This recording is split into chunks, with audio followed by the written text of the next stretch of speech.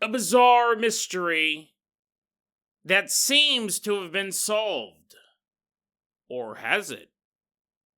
And then we visit the house of a young boy who's just trying to have some fun. Like all of us. All of us just want things to be pretty normal.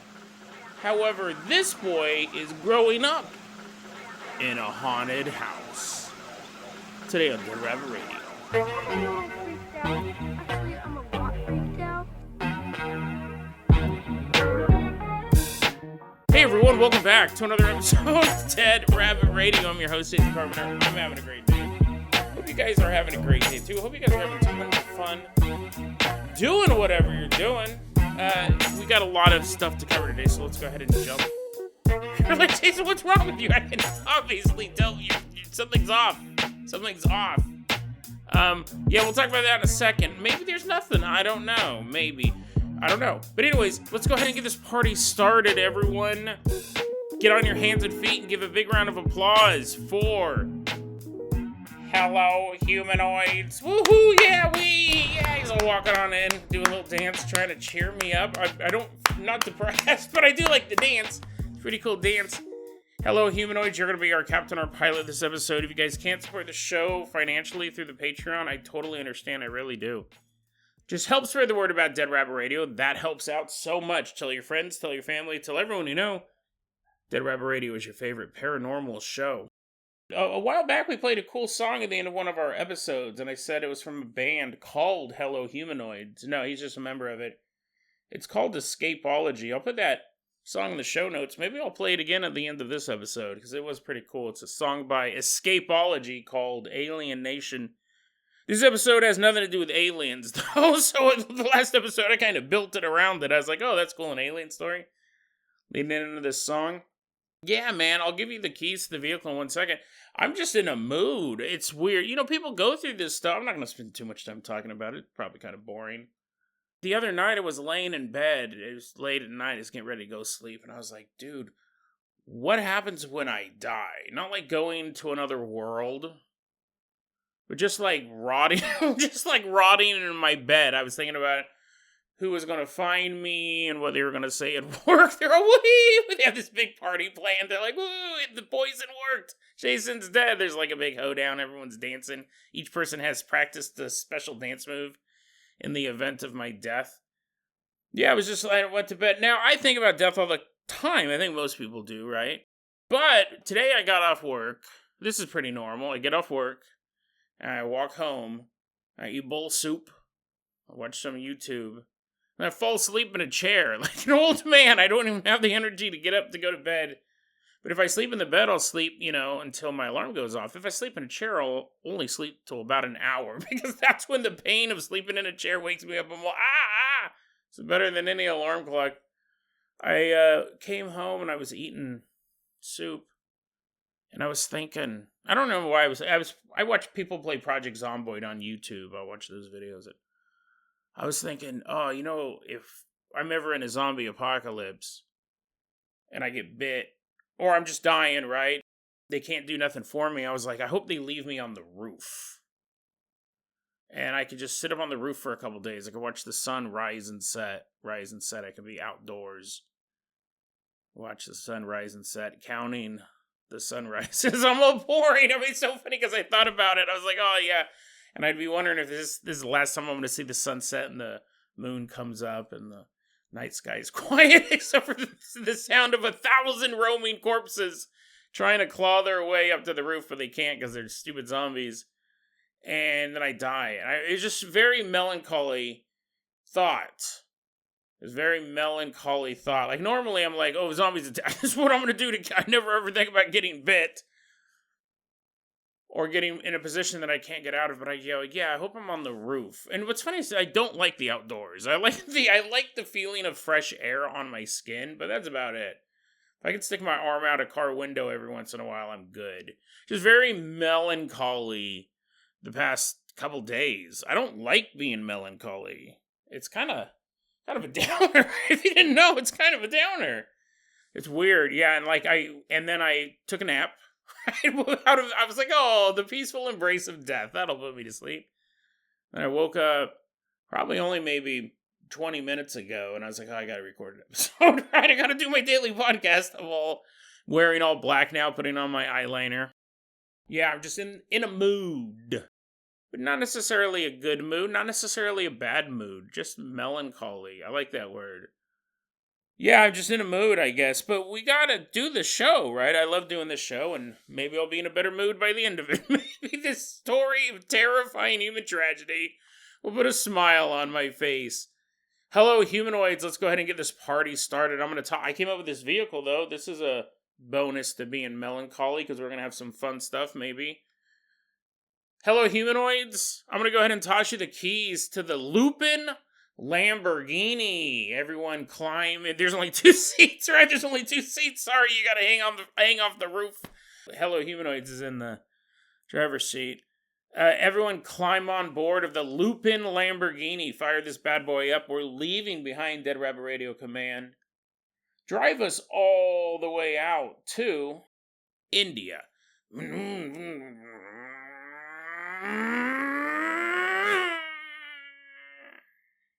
Taking off, dude, in the Lupin Lamborghini. I had to look it up. I had to make sure that, I'm pretty sure that is a Japanese anime and how you say rabbit in France. We're headed all the way out to India. Specifically, we're headed to Vinchhaya. That's in the Gujarat state of India. It's April 16th, 2023. That's the day that there are these 2 kids. They're 12 and 13-year-old brother and sister. I think it was a brother and sister. Walking home. They had just spent some time with their uncle who lived nearby.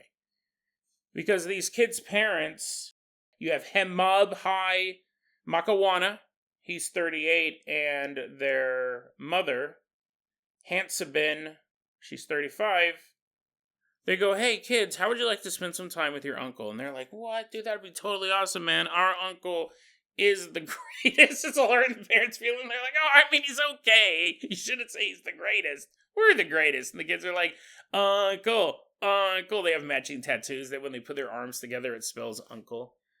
They go, hey, would you like to go spend some time with your uncle? And they're like, yeah, dude, he's awesome. So the parents send the kids away. You know, it's pretty much walking distance to the uncle's house. It's not like across the country. And the kids leave. Now, on April 16th, 2023, they're coming back to the family farm. They're coming back from the uncle's house. They're like, oh, that was awesome. I had so much fun. That was really, really cool. And the brother's like, yeah, no, I agree. Like, our uncle's the best. They're walking back to the farm. Now, for the past year, Hemuhai and Hansabin have every single day, they would go to this tent they had set up on their property.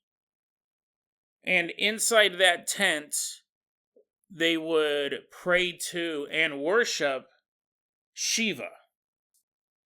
Shiva, I think, is most well known in the West as the god of destruction. That's where you'll hear a lot of talk of Shiva. But Shiva is more than that. Shiva is a Hindu god. It's part of the Hindu Trinity, which includes... You're like, oh, we pulled up Wikipedia for this part. I'm not going to go too much into it. But Shiva is part of the Hindu Trinity, which includes Brahma and Vishnu. I'm not super familiar with Hindu, really any Eastern religion or deities, or I pretty much know the big ones, the ones that you just kind of pick up through cultural contamination, just knowing things.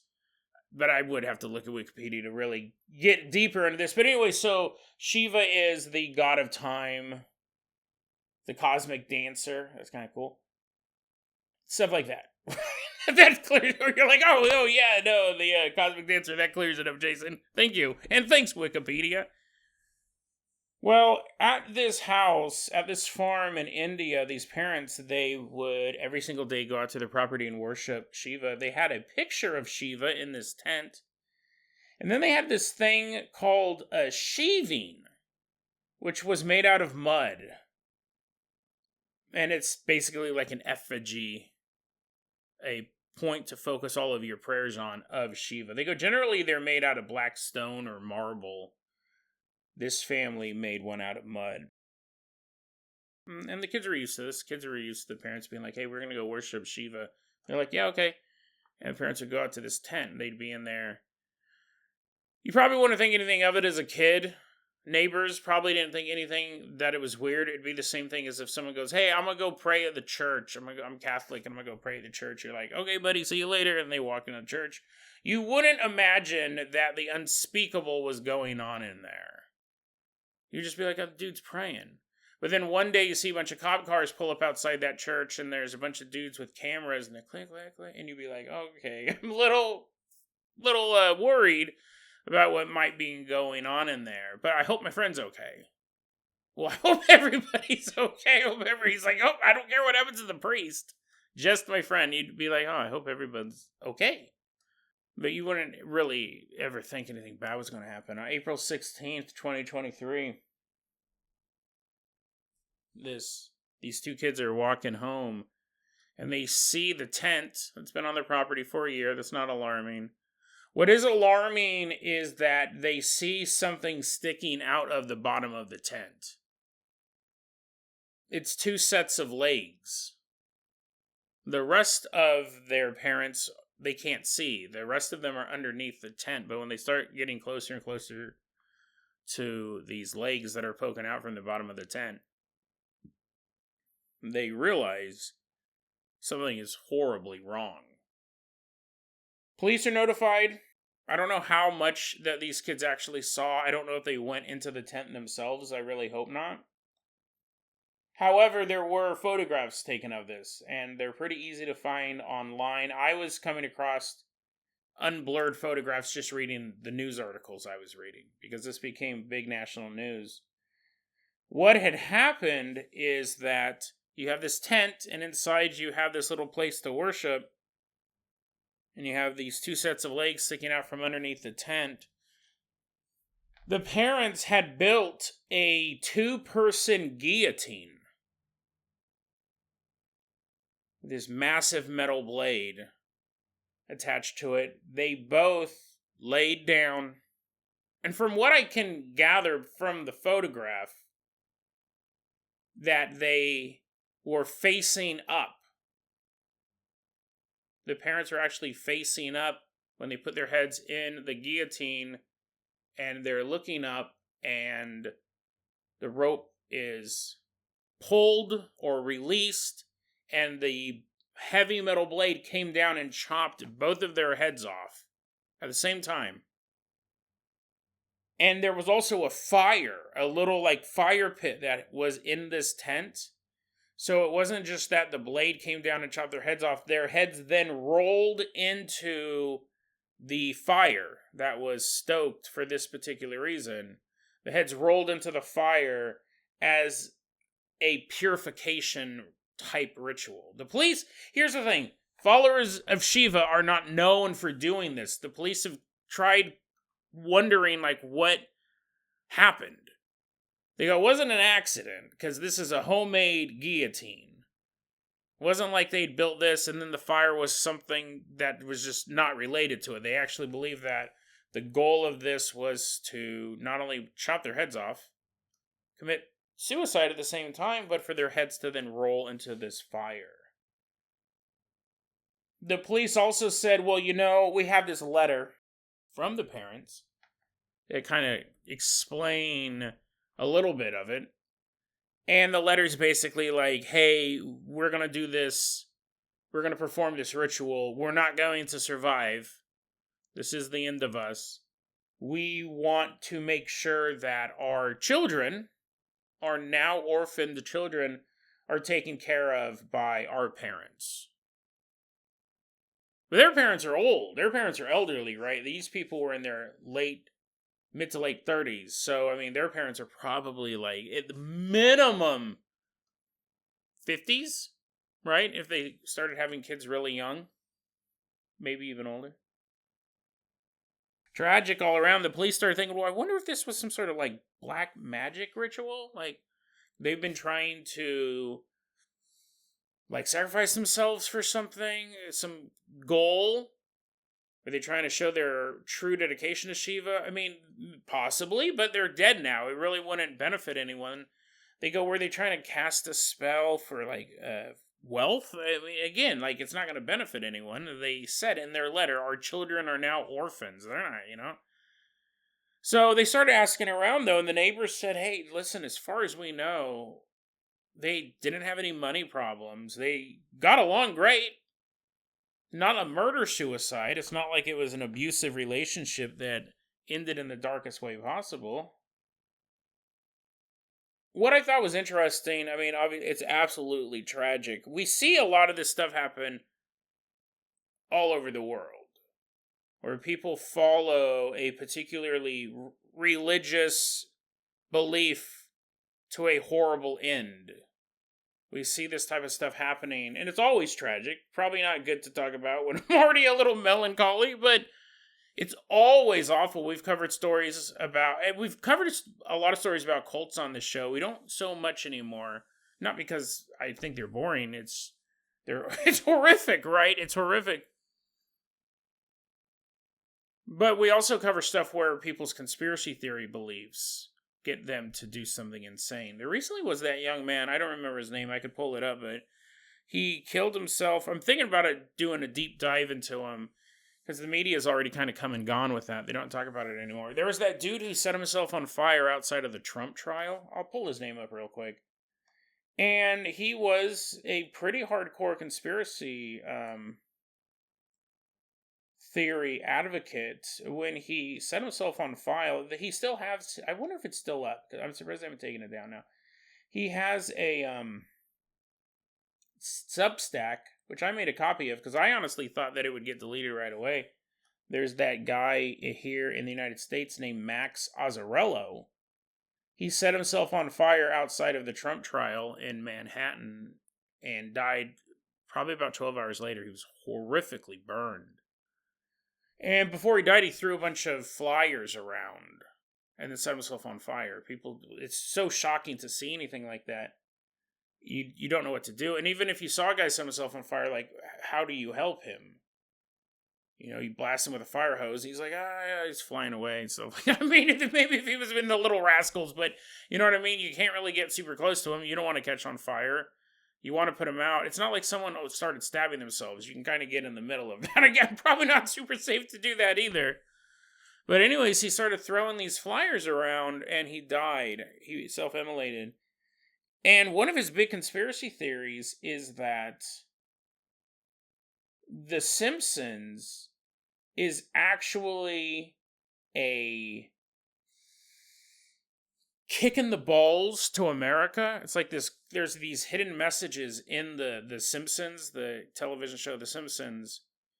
And he says because almost every writer on that show is a graduate of Harvard, it's this huge elite conspiracy to show us a world where a average person is a fat, stupid oaf, like Homer Simpson, under the thumb of a billionaire businessman who only cares for profit. And there's nothing you can do about it. There's nothing you can do about it. It's like psychological warfare. It's Harvard, the elites, these kids coming out of Harvard, telling Americans generation after generation for what, 30 years at this point? You're stupid. You're fat and stupid, and there's nothing you can do about it. And he even says the character of Lisa Simpson is supposed to mock us as well. There's one truism in this world. Everyone knows Lisa Simpson's not funny, and her episodes are not funny. Anytime she's most of the plot, it's a dumb episode. I always get mad when I sit down and watch a new episode of Simpsons, and then I find out it's a Lisa episode. I'll shut it off. It's terrible. But that's not what his problem was with it.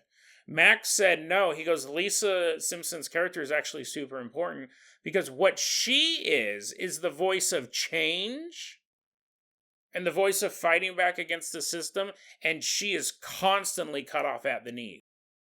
She's constantly the butt of the joke. Like, even the episodes where she really tries to make a difference, it ends up really not mattering, or it's such a small, substantial change that it doesn't matter. And actually, it doesn't matter at all because the status quo is the same. It's a cartoon. So even if they have an episode where she fights for, like, thinking outside of the religious box, or she fights for taking down Mr. Burns, or she fights for a new recycling center set up in the elementary school, all of it's forgotten the next episode.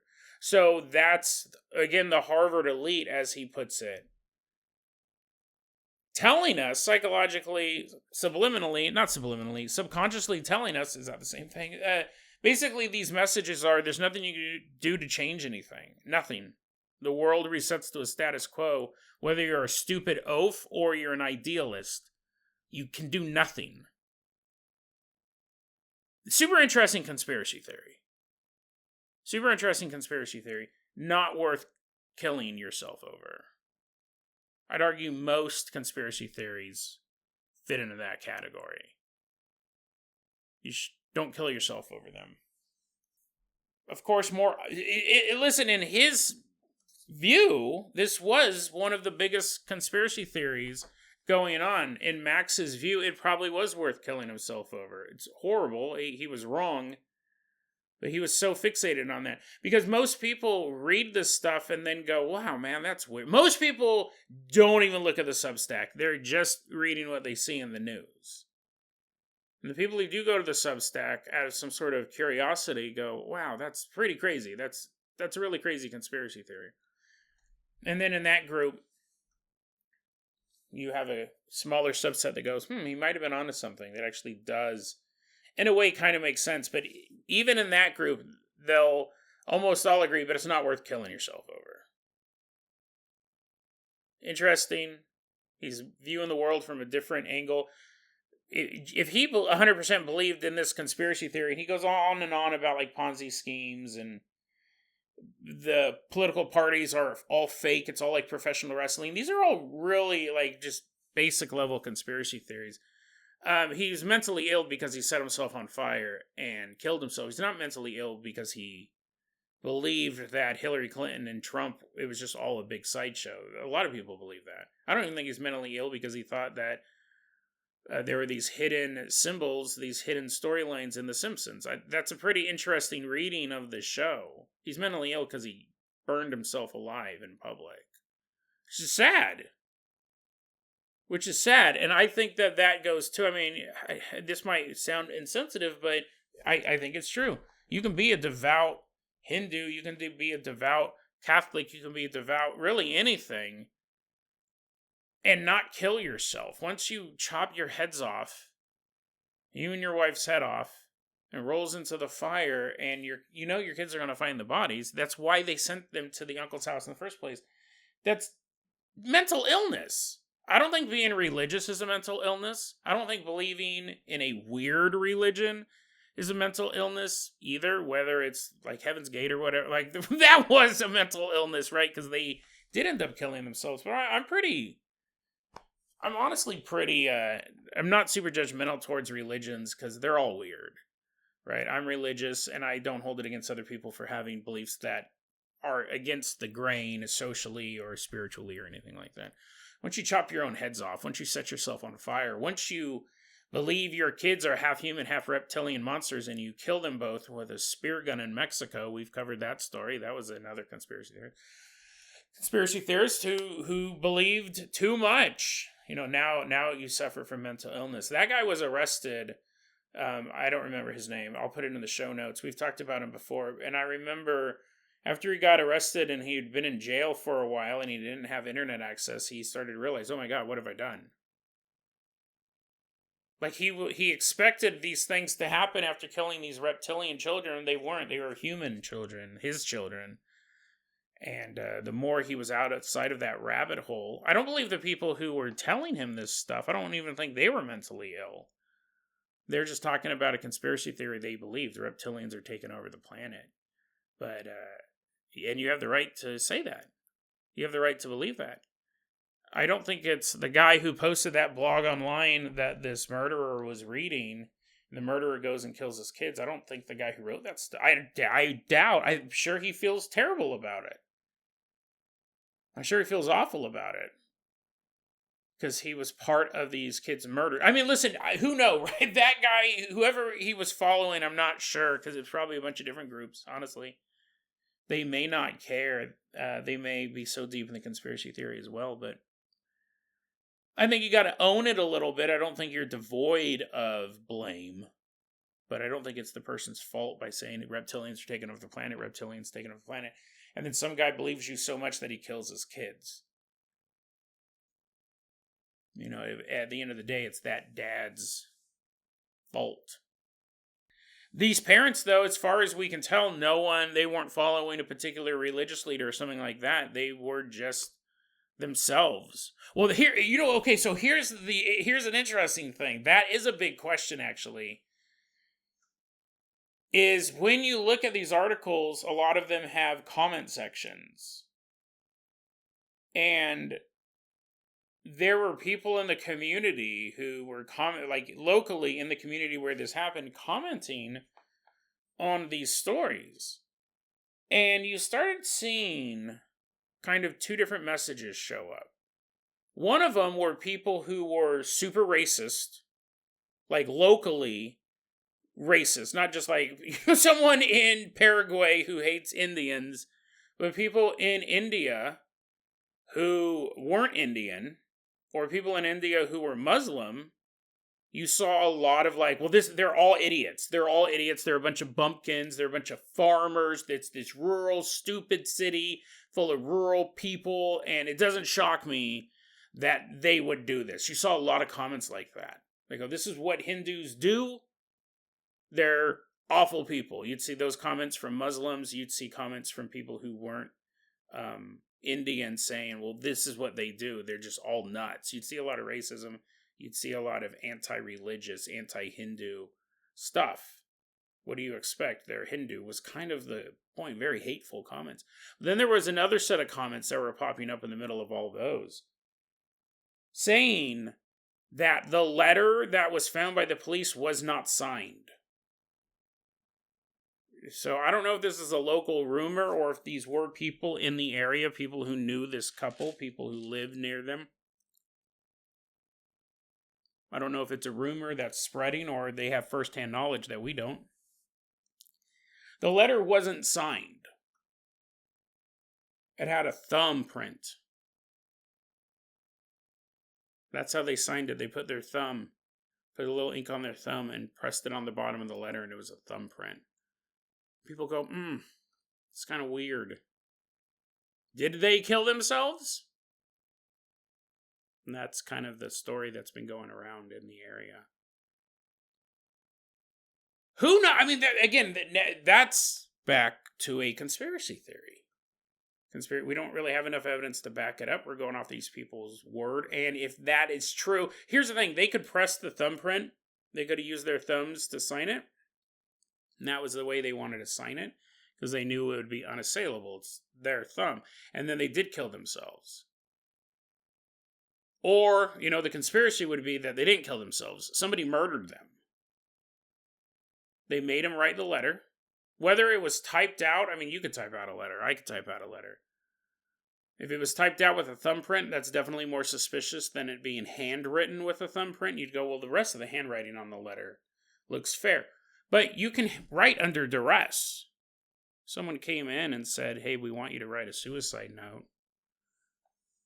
But at that point, you'd figure you could probably get them to sign it pretty easy as well. You say, listen, we're going to kill you and your wife, so write this letter. And then you're like, nah, that's too much. I'm not going to sign it after you've written the letter. You're like, nah, I'm not going to sign it. And they're like, well, we're just going to kill you and put your thumb on it anyways. Like, if you've already written the letter under duress, the signing would be kind of the same. But that's a conspiracy going on. Did they kill themselves? Or was it murder? And this is one of those cases, too, that, the police are going to kind of look at and say, everything points to suicide. Every little thing we can look at points to suicide. Even if they're suspicious about the thumbprints, they have to move on. They have to get the next case. Even if something doesn't really make sense, they go, well, let's move on to the next case. So it's a super interesting story because it is a true crime that involves worshiping a deity. It does fall into that Venn diagram of true crime, paranormal, and conspiracy. Was it murder? Was it suicide? If it was suicide, what was the true reason why? Like, even in the letter, I mean, no one in any of the articles were able to say exactly why they did it. The letter apparently was more of a, this is what we want to happen next. But why did they do it? Why did they feel that was their only option? Were they trying to give their kids a better life? You think you would include that in the letter? Was there something going on in that tent day after day for an entire year that drove them in this religious fervor to kill themselves? Was there a larger group of worshipers in the area that were doing a similar worshiping or similar ritual, and it is a broad conspiracy and they were killed for whatever reason? We don't know. We don't know. The police don't know, but they say, the police do know. They go, it was suicide. You know, that's what they believe, and they move on to the next case. But in this community, they're still wondering about it. They're still talking about it. And I'm sure there are still whispers that this couple did not kill themselves, that they were actually murdered, which is a conspiracy theory. It does make it easier to digest. It's much easier to think that these two parents were murdered by an outside force than they would willingly kill themselves and leave their children here and create such a scenario where their children would find their bodies. That's incomprehensible to most people, and definitely incomprehensible to all parents. They go, like, I would never do that. I would never, ever do that to my kids.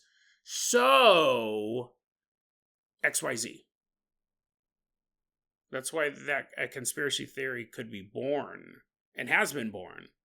Because you go, that's impossible. I would never do that on my kids. There must be some other force, not paranormal, external criminal force or cult-like force or whatever. Because I would never do that. Therefore, they probably didn't do that either. But either way, it's a tragedy. Either way, it's an absolute tragedy. And I feel for those kids, and I hope that, you know, they're able to move on as best as they can. And the people in the community will always wonder what happened in that tent.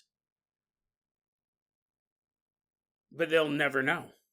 They'll never have a answer that gives them peace in their heart. Because suicide or murder, both of them are just so tragic in this case. Hello Humanoids is like, oh man, he's all driving the Lamborghini. He's like, this is dope, dude. And now he's just sitting behind the steering wheel. He's like, oh man. I actually don't have enough time rubbing his back. It's okay, buddy. It's okay. I don't have enough time to do the story about the boy in the haunted house. Let me see what I got. I talked a really long time about that. I hope you guys...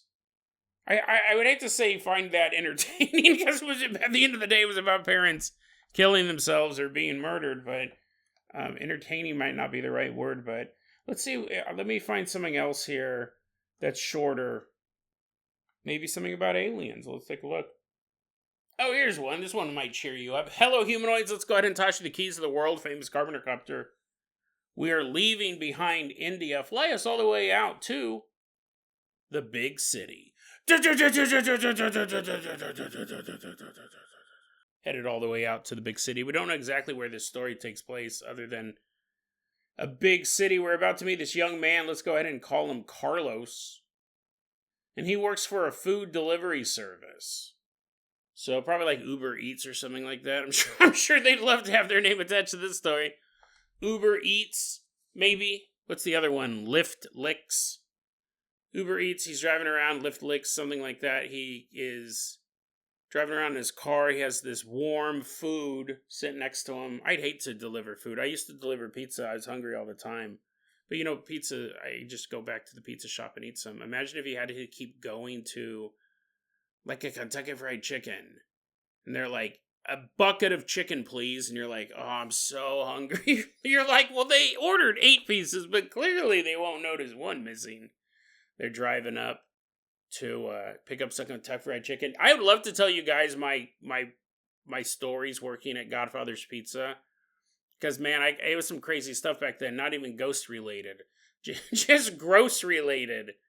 But I don't know, like, legally, I'm sure some of the stuff that I did at Godfather's Pizza, for all I know, there's no statute of limitations for being a food-based terrorist. So those stories remain in the vault for now. This dude, though, he's driving around. He hasn't committed any food-based crimes. You're like, wow, what could that possibly be? It's not that bad.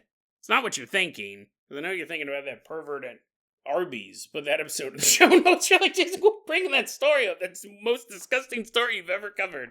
The pervert at Arby's. No, you work at a pizza parlor. Things happen. It's Italian food. You're going to do Italian things. You're going to break a couple laws.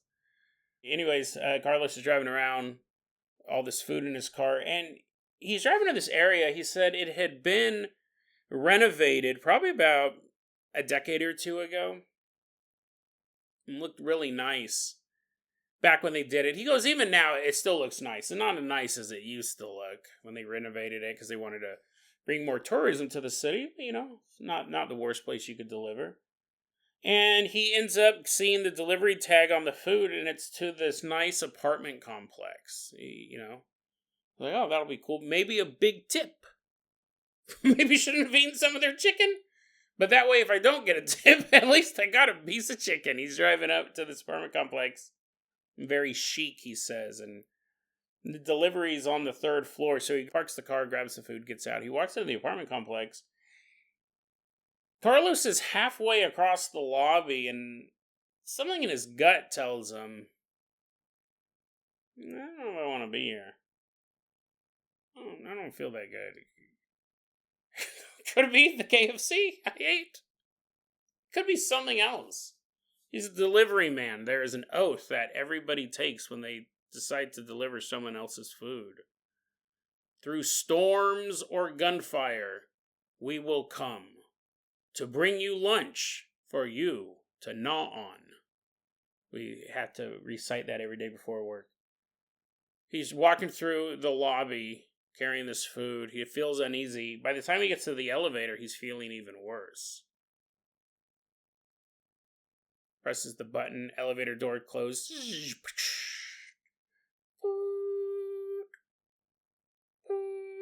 That's the elevator going up floor. Goes up to 3rd floor. The door opens up and he walks out onto the hallway of the 3rd floor, and Carlos's heart, da-dum, da-dum, da-dum, da-dum. Don, don, don, don, don, don, don, don, don, don, don. His heart's pounding. He feels like the walls are suffocating him. He's like, oh, isn't this the perfect guy you'd want to deliver you food? You're like, oh, I'm so hungry. And you open the door, and this dude's just sweating. He's all sweating. His heart. Dun, dun, dun, dun, dun, dun, dun, dun. He's like, the walls, I can't breathe. You're like, man, I don't know if I want this food anymore. He's all sweating into your food. He's walking down the hallway. He feels like he's suffocating. He feels nothing but pure dread all around him. These are actually the signs of heart attack as well. If you have all of these signs, you might want to sit down and make sure you're not having a heart attack. But anyways, he's walking in pure dread. Can't breathe. Walls are closing in on him. Heart is pounding. He walks up to the door. Bing bong. Dude comes to the door and goes, all right, man, KFC, right before the big game. Here you go, sir. And keep the change. That's for you. And guy takes the food, and Carlos is profusely sweating. He's like, what is going on here? And takes his money, and he goes down in the elevator and goes out to his car, and he's like, what the hell was that? Was that an anxiety attack? Was that a heart attack? His left arm's all numb. He's like, trying to open his car door. He's just slamming it against the side of the car door. Why can't this arm work? He couldn't figure out exactly what happened. He didn't really... Not that he didn't think too much about it, but once he gets out, he's like, wow, that was like a crazy one-off experience that will never, ever happen again. I'm not going to get my heart checked out. My vision's blurry, but that's okay. I'm going to drive home. He doesn't really think anything. He doesn't. He's uncomfortable, but he doesn't really connect what happened to him to the apartment complex. Well, at a later point, we don't know if it was days or weeks later, but he gets a order. His boss is like, hey, Carlos, we got a delivery for you. Don't worry, it's a great part of town. It's a real fancy apartment complex. And Carlos is like, yeah, sure, I'll do it. Takes a food order. Maybe it's not Uber Eats because he has a boss. I don't think the boss is in the car. He's like, I get 80% of your paycheck and I just get to tell you what to do. I think it's probably like Chinese or pizza or something like that. I probably should have put that higher up in my notes. But anyways, his boss goes, yeah, we got another delivery out of that really shay apartment complex. So Carlos gets the food. He's driving out there and he walks into the lobby and he goes, I don't feel too good. This is weird. I gotta remember this. I know where this is going. He gets in the elevator, gets to the third floor. He's sweating. His heart's pounding. He's like, he's just walking down the hallway, hella loud. The torment. And you're like, what? And then you're like, I hope who's ever screaming in the hallway does not knock. Oh, nope, he's knocking on my door. That's my food guy. And you open the door and he's like, here's your food. I gotta leave. Just to pay with your credit card. Carlos says he went to that apartment complex a total of 3 times. After the third time, he's like, I'm never going back there. There's obviously something wrong. And then that's it. He's done. At the third time, he's walking around feeling all of these sensations. Pounding heart. Can't breathe. Just general unease when he walks in the building, but by the time he gets to the third floor, something's truly wrong. He tells his boss, I'm never delivering there again. Absolutely not. I'm not doing that. Well, years later, Carlos was thinking about that. Carlos was like, what was that thing? That was so weird that happened 3 times. I went to the same apartment complex. And I just got the worst feeling. And it kind of stuck in his craw for a bit. He's like, I'm gonna look that up. He goes, I did. He goes, I Googled the address.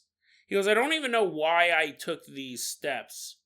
Like, specifically these steps. He goes, I Googled the address because, the apartment complex had been there and it was renovated. It's really nice now. And so it had a history, though. It had been there before. He goes, I Googled the address. He goes, and then I decided to... And nothing really popped up right away. He goes, then I started searching the city for murders. The city I live in, I started looking at murders, and that's when he got this hit. He goes, I was looking at murders in my city. He goes, eventually, in the articles about murders, it mentioned the name of that building and mentioned the name of that apartment complex.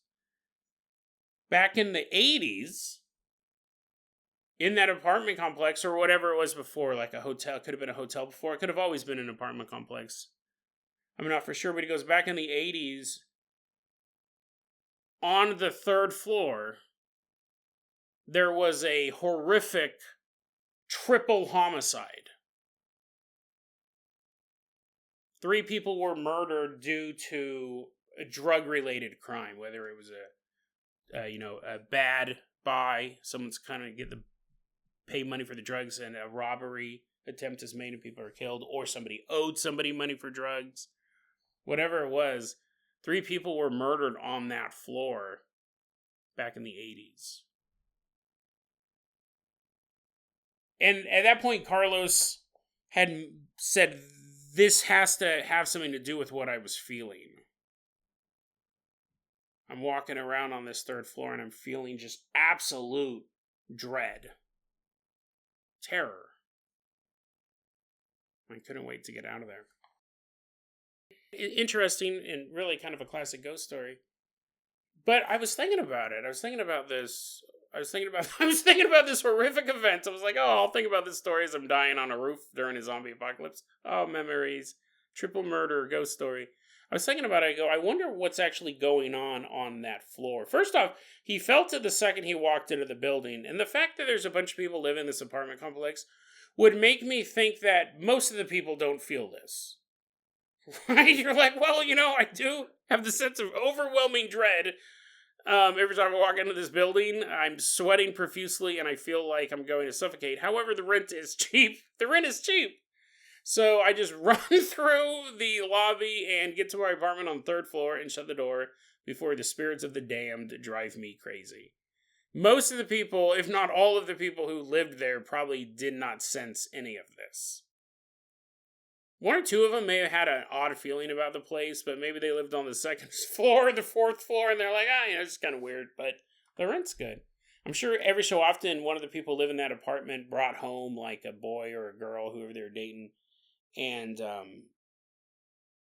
they could have been like, dude, this place is super creepy. Like, there's something wrong with this place. And they're like, whatever, baby, come closer and give me a smooch. Okay. I'll forget that I saw a howling phantasm, a bloody spirit in your bathroom, because, I want to give you a kiss. I'm sure some people picked up on it who probably were visiting. Most of the residents either ignored it or never picked up on it on the first place.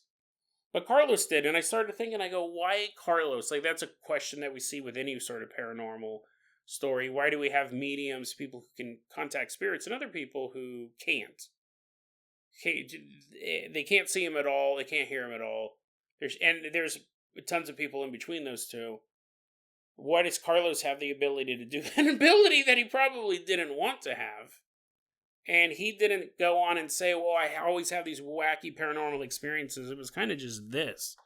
And even when it was happening, he didn't specifically think it was paranormal. He just thought it was weird. It wasn't until years later when he was like, what was up with that building? When he was walking around, there's 2 terrifying answers to this. Then we'll wrap this episode up. There's 2 terrifying answers to this story. One is that Carlos is walking around and he begins to pick up on the emotions of that murder. Or murders. So when he's on that 3rd floor, he's feeling like sweaty, his heart's pounding, he feels like he can't breathe. But what he's actually experiencing is the emotions of 3 people who were murdered. And they're coming at him all at the same time. So let's say that there are these 3 people in this apartment, and let's say they ripped off a drug dealer, which is one of the dumbest things you could possibly do, by the way. Rip off a drug dealer or not tipping your Godfather's pizza delivery driver. Trust me, many people fell to my blade. Ripping off a drug dealer, it's such a short-term gain for such a permanent consequence. Ripping off a drug dealer, it's idiotic in the fullest. But you rip off a drug dealer, and then you know that this drug dealer is looking for you in town, and it's you and your 2 buddies.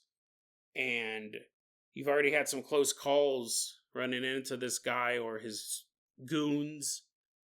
And you guys are staying here. Maybe it's even, let's make it even more horrific since we're already there. You have a guy who ripped off a drug dealer, and you have 2 people who are friends of that guy. And that guy shows up at your apartment one night. He's like, you gotta let me in. Somebody's looking for me. I'm just gonna stay here a night. I'll be gone tomorrow. I just need to get some affairs in order, and da-da-da-da-da. They could have nothing to do with this. And then it's 3 a.m, and these goons break into your apartment. They grab the guy that they want, who's ripped him off, and they kill him. And you and your roomie, who were just happened to be friends with this guy, you knew him back in high school. You kept touch during the early 20s, but not like you're his best friend or anything like that anymore. Now you're being beaten to death by a bunch of guys with baseball bats because you happen to be in the wrong place at the wrong time. You happen to be friends with the wrong guy and you helped him on the wrong night. And during all of that, right, let's say it takes 5 to 10 minutes to murder 3 people. Do you think that they felt like they couldn't breathe? Do you think they felt that their heart was pounding in their chest from the fear of watching this horrific event take place?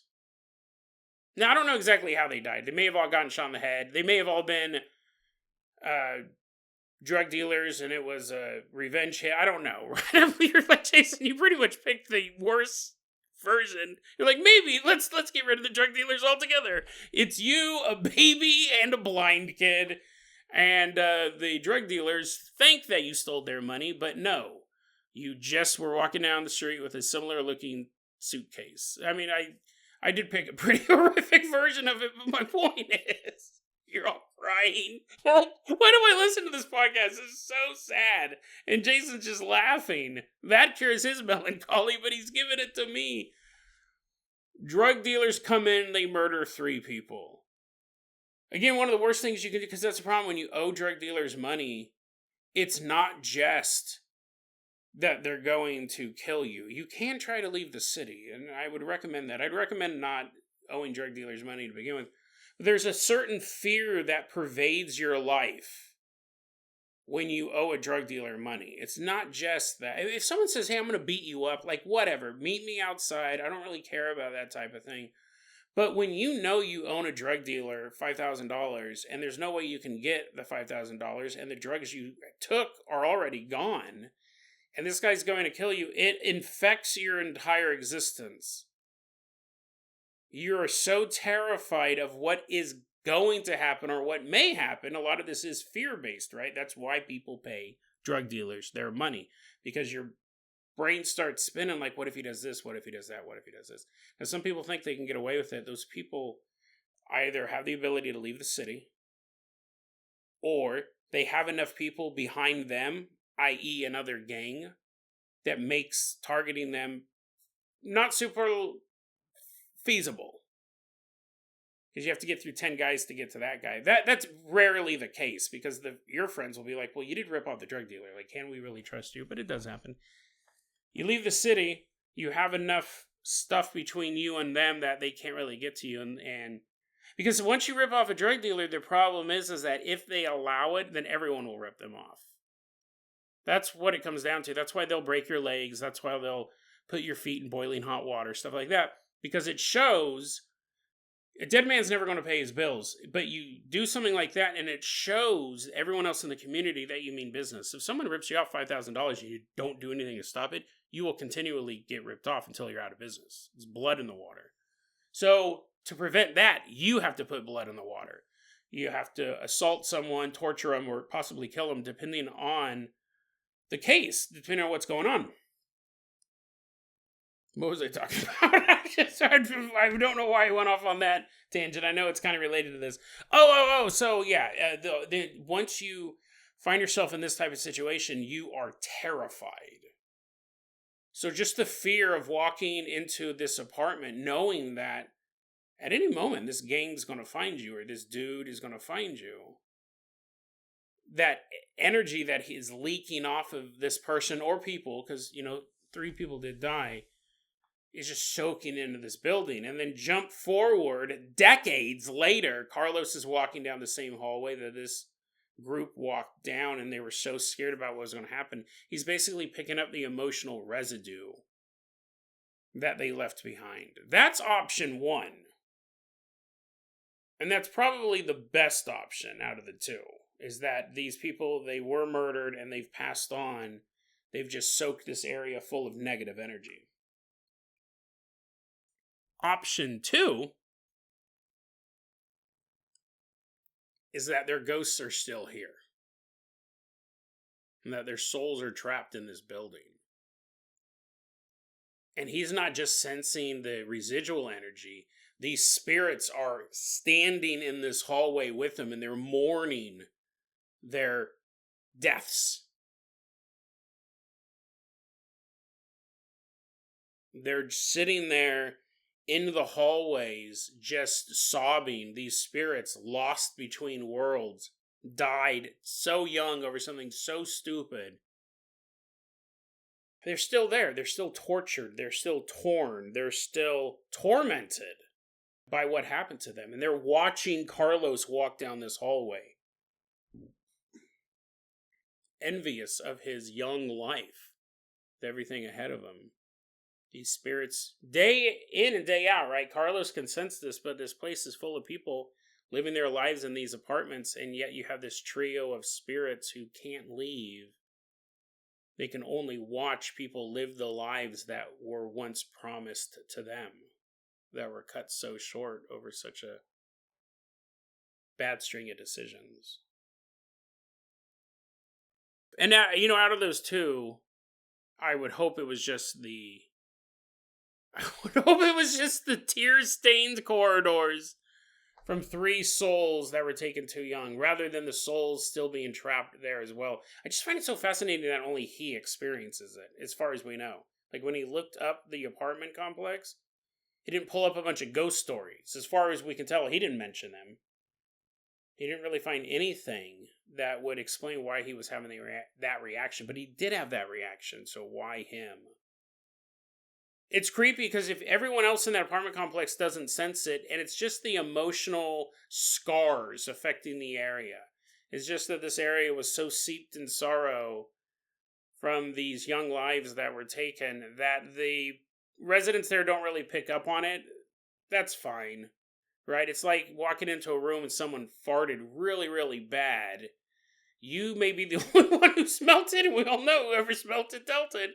You notice no one else is reacting to it, and you're like, oh my god, that's the worst smell ever. But, you can't blame anyone else for not smelling it, and it's really nobody's fault, except for yours, because you did dealt it. But imagine if you were a soul screaming out for help, screaming across the divide between life and death, screaming out for some sort of acknowledgement, and people don't even know that you're there. You're just this wraith. But you're even less than that. Nobody even knows that you're a shade. You're a lost spirit yearning that somebody may help you find peace and help you to the other side. But you just see, day by day, people walk down this hallway. Bag of groceries. They walk right past you and you're just screaming as loud as you can and nobody can hear you. You're just this shadow of a spirit mourning your death, and yet no one even hears you. No one even notices you. You might as well not even have existed in the first place. And then one day you see a young man walk in and you can tell he knows you're here. You can watch him be affected by your presence, even though no one else in this building has ever even acknowledged you in any way, shape, or form. This young man, you can tell just by his uneasiness with the psychic energy flowing through the building that, yes, he can sense you. He can tell that there is something here. Something's wrong. And what's wrong is you are trapped. You're trapped in this building. You're trapped on this plane of existence. But this guy notices you. This guy can tell something's wrong. This guy might be the answer to ending this torment. You see him 2 more times. He has the same reaction. Maybe he'll reach out. Maybe he'll find somebody, a medium. Maybe he'll get a ghost hunting crew. Maybe he'll get someone who can help explain what happened to me. Maybe he can get somebody who can lead me into the light. And then you never, ever see him again. You remain a lost soul on the 3rd floor of an apartment building, screaming for somebody to help you. But your cries for redemption just echo down an empty hallway.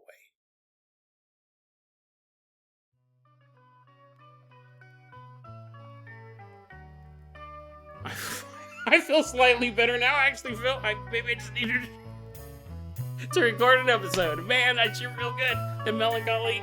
Oh, chase those blues away.